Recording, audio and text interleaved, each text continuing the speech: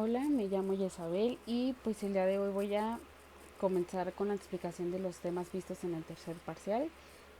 Traigo aquí el micrófono del audífono. El audífono está pues acá colgando, pero pues sí, para que se escuche mejor ocupo traer esto. También tengo aquí el orden de los temas, psicofármacos, drogas, porque la verdad el orden sí no sé, siento que se me va a olvidar.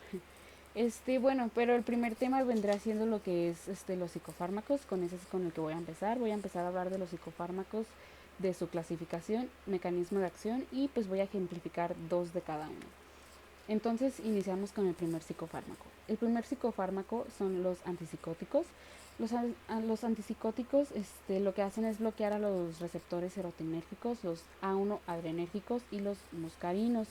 Dos ejemplos de antipsicóticos vienen siendo el clozapina y el sena, senatina, no, acenatina, ajá.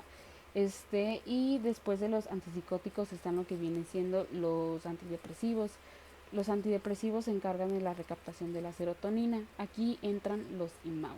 Los IMAO también se encargan de destruir a la serotonina y en específico la molécula que va a destruir a la serotonina es el ISRS. Dos ejemplos de antidepresivos pues también vienen siendo el citalopram y el sertraline. Después de los antidepresivos están los ansiolíticos sedantes. Los ansiolíticos sedantes actúan como agonistas del GABA y estos se unen a un subtipo de receptor del GABA. Dos ejemplos de ansiolíticos sedantes podrían ser las benzodiazepina y las barbitúricas. Después de los ansiolíticos siguen las sales de litio. Las sales de litio lo que van a hacer es inhibir la transmisión de dopaminérgica y de glutamato, pero al mismo tiempo va a promover la neurotransmisión del GABA. Ahora vamos a irnos con los anticonvulsionantes. Los anticonvulsionantes lo que van a hacer es pues inhibir cualquier tipo de mecanismo de acción excitatorio. Dos ejemplos igual de anticonvulsionantes vienen siendo el clobazam y el valproato. Después están los nootrópicos. Los nootrópicos son agonistas del neurotransmisor de acetilcolina o del receptor de acetilcolina. Dos ejemplos de nootrópicos igual puede ser el galantamina y el piracetam. Por último están los hipnóticos. Los hipnóticos, al igual que los ansiolíticos sedantes, también son agonistas del GABA. Dos ejemplos de hipnóticos viene siendo ¿cuál era? El solvaplón y el salpidem. Entonces esos son sus dos ejemplos. Y pues hasta aquí los psicofármacos con su clasificación. Ahora vamos a hablar de las drogas. Igual voy a mencionar pues una por una algunas drogas junto con su mecanismo de acción. Me voy a ir pues seguidito porque pues sí. Bien, vamos a empezar con la cocaína. El mecanismo de acción de la cocaína es que bloquea la reabsorción de la dopamina. Después está la nicotina. La nicotina lo que va a hacer es estimular al receptor de acetilcolina. Al mismo tiempo va a incrementar la liberación de la dopamina en el núcleo accumbens. Después de la nicotina está la cafeína. La cafeína lo que va a hacer es bloquear que la acenodosina se una a distintos receptores cerebrales. Después de la cafeína viene el alcohol. El alcohol va a facilitar la respuesta del receptor del GABA. Después del alcohol viene el meltifenidato. El meltifenidato lo que va a hacer es bloquear la transmisión de dopamina y de la noradrenalina. Después está la covinoides. Esta es la sustancia principal de la marihuana. Entonces, pues lo que va a hacer esta va a ser excitar a los receptores que respondan a la anandomida. Ajá. Después de la marihuana viene la heroína. La heroína lo que va a hacer la heroína lo que va a hacer es que va a estimular los receptores de la B-endorfina y de la encefalina. Y ya por último viene el fentanilo. Ajá. El fentanilo lo que va a hacer es que actúa de forma que se une a distintos receptores cerebrales opioides. Ajá, opioides. Estos regulan el dolor y algunas otras pues emociones. Bueno, hasta ahí con las drogas junto con su mecanismo de acción. El siguiente tema que voy a tocar viene siendo el sistema de recompensa. Para eso ocupo pues la maqueta que ya había hecho antes, pero pues tuve que utilizar de nuevo para señalar. Entonces, aquí puedo señalar el sistema de recompensa, que son, pues bueno, viene por aquí. Primero que nada, ¿qué es el sistema de recompensa? Es un complejo neural que nos va a permitir sentir y experimentar sensaciones de placer, deseo o gratificación cuando nos exponemos a alguna droga o algún electroquímico. Hay dos vías del sistema de recompensas. La primera es la vía serotoninérgica, que son las líneas en negro. Las líneas en negro son la vía serotonérgica, mientras que las vías azules, que son estas que están aquí, es la vía dopaminérgica. Entonces son esas dos. Ambas vías tienen funciones totalmente diferentes. Las funciones de la vía serotonérgica, que es la negra, pues aquí entra el temperamento, entra la regulación del sueño, aquí también entra la cognición y el procesamiento de la memoria. Esas son 4 principales funciones del sistema de recompensa serotoninérgico. En el dopaminérgico hay otras funciones diferentes. Aquí entra la gratificación o bien podría ser la motivación. También está el placer, la euforia, la compulsión, la prevención y creo que son todos. Y el control motor o la función motora. Entonces son pues funciones muy diferentes para ambas vías, pero está aquí representado, como ya saben, esta es la vía serotonérgica y esta es la vía dopaminérgica. Entonces ese es el sistema de recompensa. Ahora vamos a hablar sobre la tolerancia a las drogas. La tolerancia a las drogas, ¿qué es primero que nada? Bueno, pues la tolerancia a las drogas es la forma en la que nuestro cuerpo se va a adaptar al consumo constante o al consumo regular de las drogas. Vamos a hablar de su especificidad. El primero es que cuando nosotros estamos expuestos a una droga, también nos va a producir tolerancia a las drogas que actúan dentro del mismo mecanismo. A eso se le va a conocer como tolerancia cruzada. Lo segundo es la sensibilización a la droga. La sensibilización a la droga hace que nosotros pues nos volvamos tolerantes a ciertos efectos, más no a la misma droga. Y ya por último pasa que cuando nos administran una droga, va a haber muchos cambios adaptativos precisamente para evitar los efectos. Entonces, pues eso es lo que conlleva la tolerancia a las drogas junto con su especificidad. Ahora vamos a hablar de el núcleo accumbens. El núcleo accumbens también lo representé aquí, nada más no sé si se ve mucho. Es ese punto verde, ahí justo ahí está ubicado, dice núcleo accumbens, es lo hice grande, pero pues en realidad es pequeño, nada más que quería que se viera. Entonces, este punto verde es el núcleo accumbens. ¿Qué es y cuál es su función? El núcleo accumbens es considerado un interfase entre la motivación y la acción motora, pero cumple con varias funciones. Puede ser la temperatura del cuerpo, el hambre y la sed. Entonces, esto de aquí, como ya había dicho, es el núcleo accumbens junto con sus funciones. Después sigue el hipotálamo. El hipotálamo pues también está representado aquí. Aquí hay como algo café. Ay, no sé si se vea. Es aquí. Esta es la hipófisis. Aquí arribita está el hipotálamo. Entonces, ¿qué es el hipotálamo? El hipotálamo es la estructura, la estructura del cerebro que está ubicado encima de la hipófisis. Como ya dije, una bolita aquí que sobresale es la hipófisis, mientras que el triangulito, pues el inicio, esta parte de acá arribita, es el hipotálamo.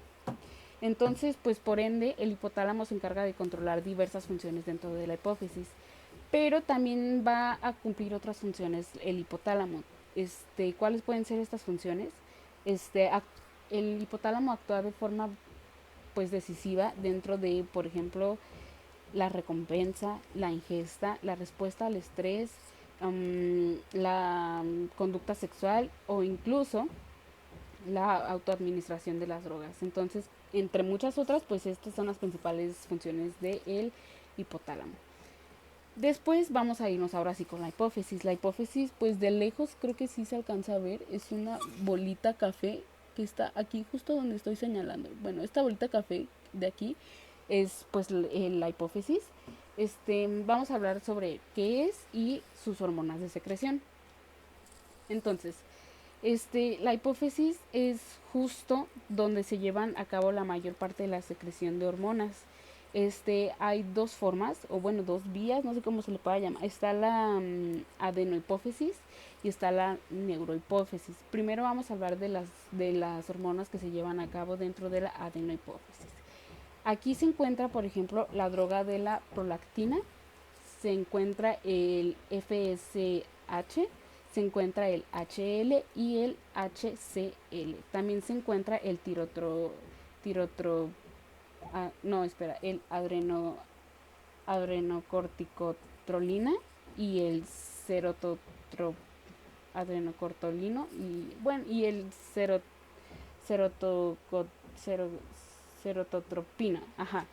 Después están las hormonas de secreción dentro de la neurohipófisis. Aquí solo se secretan dos hormonas, que son las que más estudiamos o las más importantes para nosotros, los psicólogos, que viene siendo la hormona antidiurética, que en sus siglas en inglés es conocido como ADH, y la segunda es la oxitocina. Entonces, pues esas son todas las hormonas que se secretan dentro de la hipófisis. Ahora vamos a hablar sobre la conducta sexual. Bien, la conducta sexual tiene gran importancia, pues sí, como ya habíamos hablado, el hipotálamo se encarga de, o es tradicionalmente conocido por las diferentes pues funciones en el cuerpo que tiene, entre ellas pues está la conducta sexual. Bien, en este caso las estructuras nerviosas son identificadas como conducta sexual, se van a estar ubicadas en el núcleo localizado en la región anterior del cerebro, o bien puede ser el hipotálamo anterior. Entonces justo ahí es donde donde pues surge, como quien dice, la conducta sexual.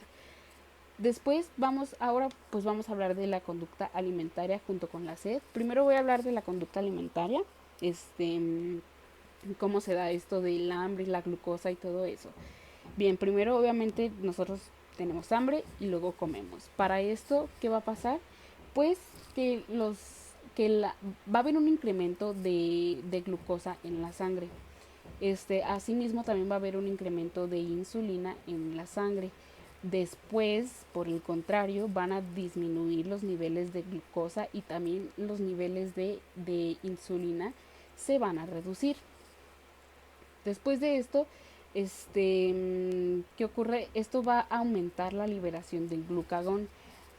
También aquí es importante saber que hay diversos como suministros que están almacenados, y estos suministros también se pueden convertir en glucosa, también pueden entrar a la sangre, y pues cuando esto ocurre la sensación de hambre es mucho más lenta. Entonces eso es lo que pasa con la conducta alimentaria. Ahora vamos a hablar sobre la sed. ¿Qué ocurre con la sed? Hay dos tipos de sed. Está la osmótica y la hipovolémica. Primero voy a explicar la osmótica. La sed osmótica ocurre cuando las células del agua están dentro de la célula. Aquí mismo también sale la sangre. Sobre todo ocurre cuando hay un exceso de azúcar o de sal dentro de la sangre. Entonces el incremento de azúcar y de sal pues va a hacer que nos provoque como esta sensación de sed, va a hacer que la sangre se vuelva más espesa. Por ejemplo, cuando ingerimos refresco, algo muy dulce o algo muy salado, pues por lógica nos va a dar como esta sensación de sed. Entonces, pues esa es como la sed osmótica, que es como para mí la más sencilla de explicar. Ahora vamos a hablar de la sed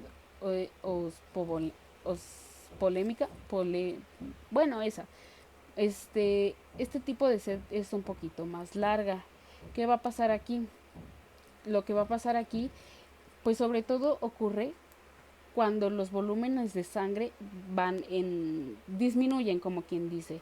Es cuando disminuyen, y un ejemplo de este tipo de sed pues es simplemente cuando nosotros hacemos un ejercicio muy intenso y pues nuestro cuerpo pierde agua. ¿Por medio de qué? Por medio de la sudoración. Básicamente cuando el agua empieza a perder iones.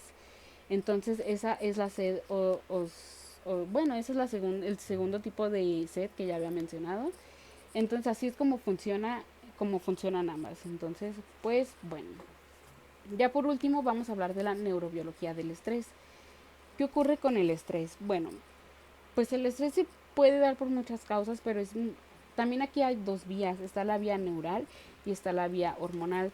Pero es muy importante saber que pues todo inicia, o bueno, no todo inicia, bueno, sí, a partir de los estímulos o por medio de los estímulos. Hay dos tipos de estímulos, pueden estar los exógenos y pueden estar los endógenos. Los exógenos son todos aquellos que vienen del exterior, como bien pueden ser pues los alimentos, las tareas, la renta, cosas de ese tipo, un regaño, mientras que los endógenos vienen ya de uno mismo, como la ansiedad o incluso hasta los dolores físicos. Entonces, voy a hablar de la vía neural. Aquí lo que ocurre es que el estresor le va a mandar una señal al hipotálamo. Aquí se va a liberar aquí lo que va a pasar es que se va a liberar el SRH. El SRH también va a liberar una hormona que se llama atio, atiotegenelo. Bueno, y esa hormona se va su tejido, no, esa hormona bueno, el punto es que se va a transformar una agiotogelina, angiotensina 1, y la angiotensina 1 se va a transformar en angiotensina 2. Entonces lo que va a pasar con la angiotensina 2 es que esta va a viajar, o más bien su tejido diana. Cuando digo tejido diana me refiero al órgano al que va a llegar o el destino al que se dirige. Su tejido diana va a ser la corteza suprarrenal, que está ubicada justo encima del riñón. Esta, esta corteza, pues, esto va a liberar una hormona llamada cortisol, que puede ser la hormona del estrés. Entonces, ahora voy a hablar de la vía hormonal. La vía hormonal se da a través de la combinación de sistemas pues sí, de estructuras tanto nerviosas como hormonales, y todo este sistema incita a que las glándulas suprarrenales pues liberen una oleada tanto de cortisol, como ya habíamos mencionado antes, como de adrenalina. Entonces, pues bueno, también es importante recordar que hay muchos factores estresores dentro de nuestra vida cotidiana. Incluso la música nos puede estresar. Digo, es más bien conocido que la música a lo mejor nos gratifica o nos relaja, pero al mismo tiempo tanto ruido también puede ser pues un estresor. Cosas personales, no sé, depresión, ansiedad, pérdida, todo eso también son estresores. Las drogas excitatorias obviamente también por por el nivel de energía a nivel neural, pues también pueden ser estresores básicamente. Entonces, pues estos son los principales que hay. Entonces estas son las dos vías que hay dentro del estrés. Y pues eso sería todo. Sí, pues sí, eso sería todo. Terminamos con el tema del estrés y pues gracias por ver.